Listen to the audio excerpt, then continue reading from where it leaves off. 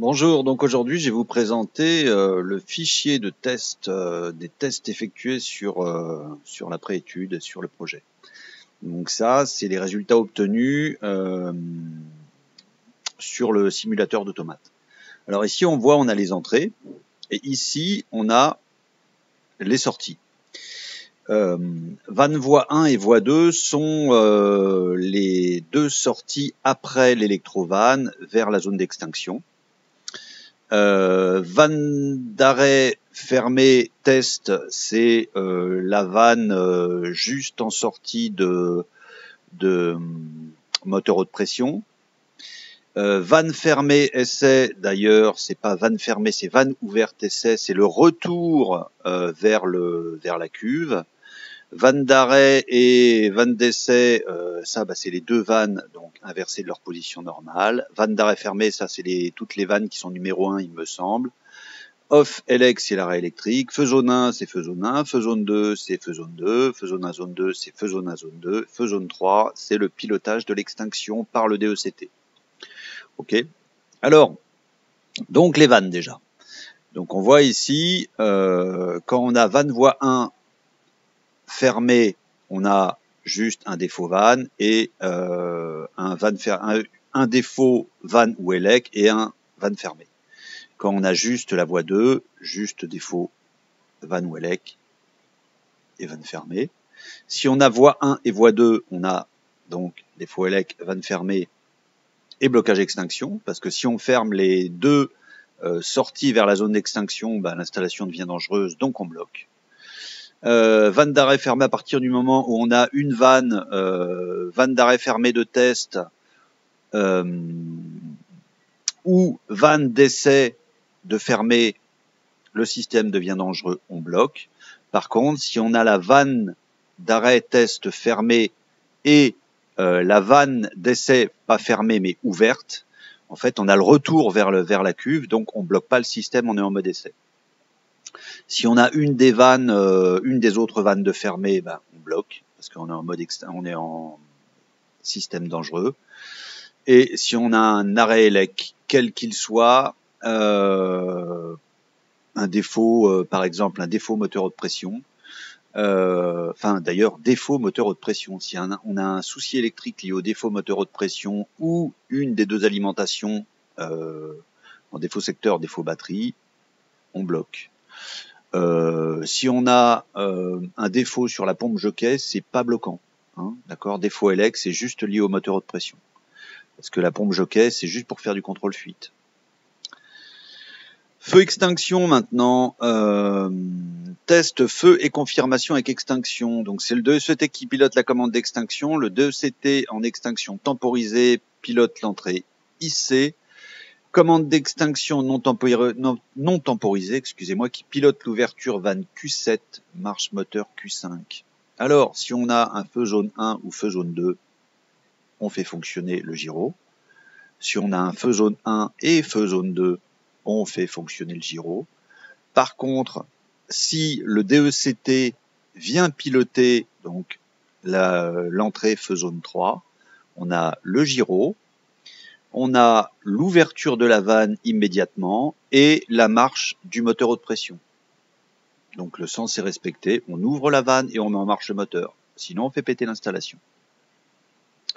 L'installation devient dangereuse, excusez-moi. Feu plus vanne. Alors,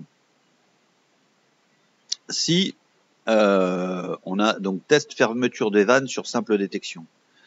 Imaginons qu'on a une simple détection, donc on a le gyro.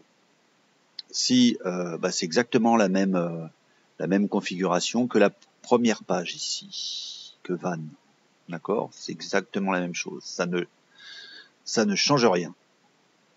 Sauf que si on a un feu zone 1 ou zone 2, on a le gyro qui se met en marche. Extinction plus vanne. Alors, voyons voir. La réouverture de la vanne va réactiver le processus d'extinction en commençant par l'ouverture de l'électrovanne et la remise en marche du moteur. État précédent, voir la feuille 3.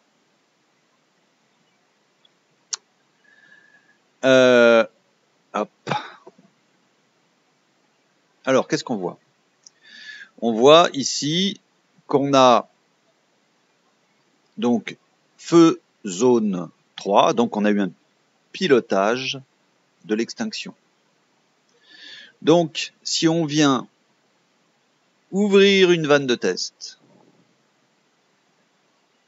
ou ouvrir une vanne d'essai,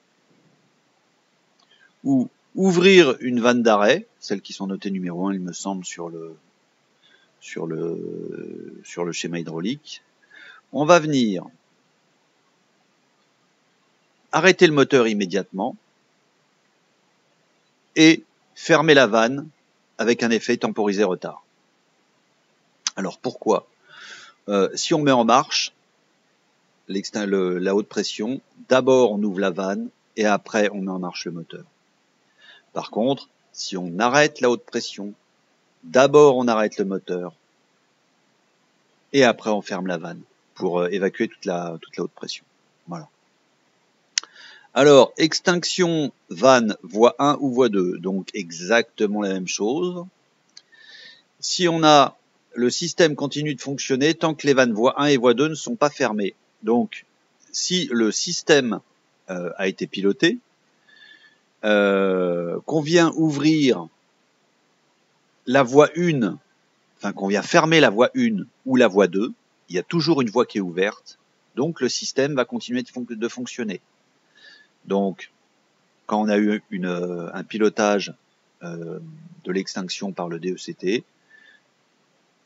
on temporisé retard, marche moteur temporisé retard, et ouverture de la vanne immédiatement. Donc on ouvre la vanne et on temporise au retard la marche du moteur. Donc ça, si on a voie 1 ou voie 2. Autre cas de figure, si on a l'extinction qui est en route et qu'on vient fermer la voie 1 et la voie 2.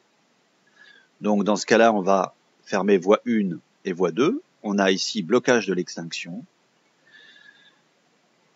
Le système va s'arrêter, donc on va arrêter le moteur immédiatement et fermer la vanne de façon temporisée. Extinction, alors là, test d'ouverture d'une des vannes fermées, voie 1 ou voie 2 pendant l'extinction. Donc,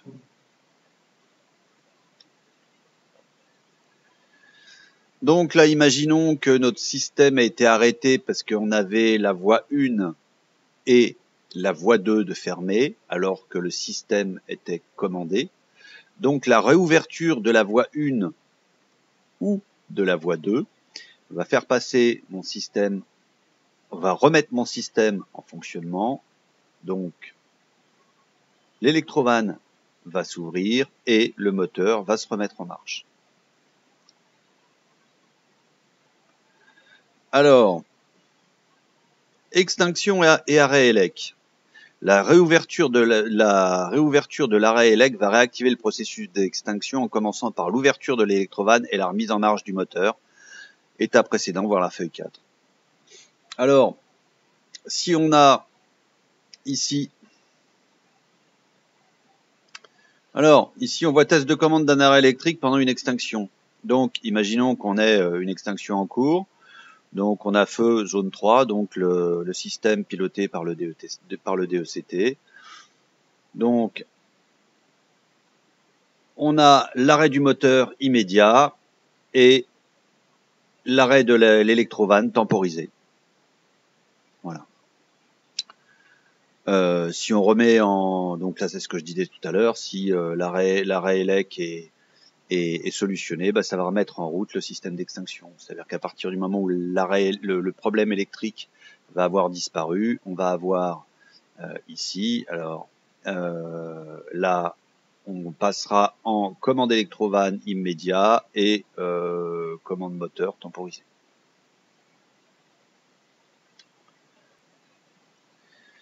Alors, test de fermeture, vanne, arrêt et essai pendant une extinction. Alors, dans ce cas-là, quand on passe en vanne d'arrêt et vanne essai, en fait, on a un retour de l'eau à l'intérieur de la cuve. Donc on passe en mode essai.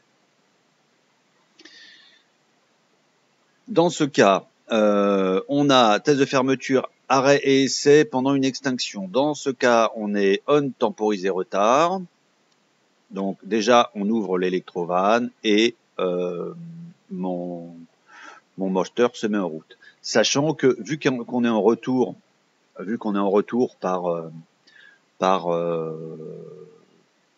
vers la cuve, à la limite, on pourrait dire que cette électrovanne, c'est pas nécessaire de la piloter, mais ça permet quand même de contrôler son fonctionnement. Donc en fait, on a un mode de fonctionnement normal, sauf que au lieu d'avoir l'eau qui repart par les deux voies d'extinction, en fait, on a l'eau qui retourne vers la cuve, et de toute façon, on pilote l'électrovanne de façon à pouvoir la contrôler. Alors, test feu et défaut capteur. Dans ce cas-là, on a feu zone 1 ou feu zone 2. Donc, on a le gyrophare qui se met en route. À partir du moment où on a un défaut capteur, donc inférieur à 134 bits ou supérieur à 752, 24 mA, on va avoir, alors si on vient appuyer sur le bouton 1 de l'automate, les niveaux, enfin les niveaux, les valeurs en bits qui vont s'afficher, hein, par exemple pression 134, niveau 682, et donc ça va nous indiquer, vu qu'on est à 134, un défaut 420 milli sur l'afficheur de l'automate. Et de ce fait, on va indiquer ici un défaut capteur ou manque d'eau sur la sortie. Bien évidemment, après ces informations seront exploitées en câblage électrique.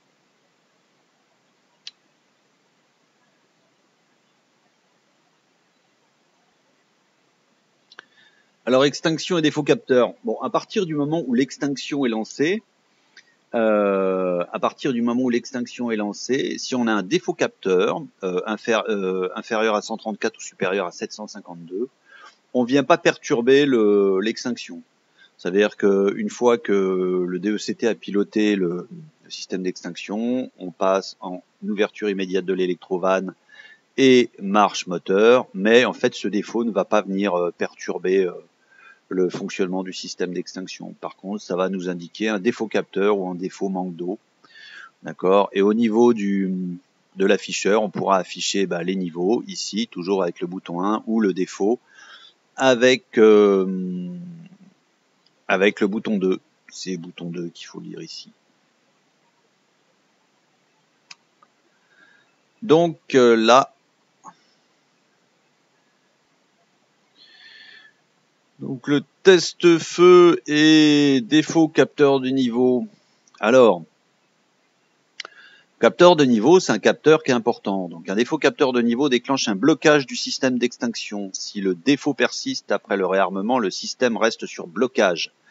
Pour éviter la ruine de la machine, une commande manuelle ne passant pas par l'automate a été ajoutée pour commander le système par un opérateur qualifié de façon à pouvoir traiter une commande d'extinction.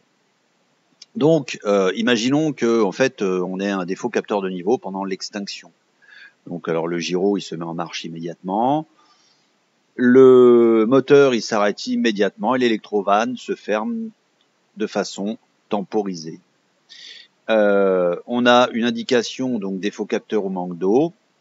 Et sur mon automate, on a ici, on voit que le niveau d'eau, en fait, il est passé à 134. On a un défaut 420, manque d'eau et fuite. Parce que grosso modo, on ne sait pas si c'est l'un ou l'autre. Donc, ce qui est important, en fait, c'est ici, c'est au niveau de notre capteur. Ça, c'est juste donné à titre indicatif. Voilà, donc on a fait le tour de toutes les informations. Là, on en est déjà à 14 minutes, donc c'est une bonne vidéo, un beau morceau. Donc, prochaine vidéo bientôt. Merci.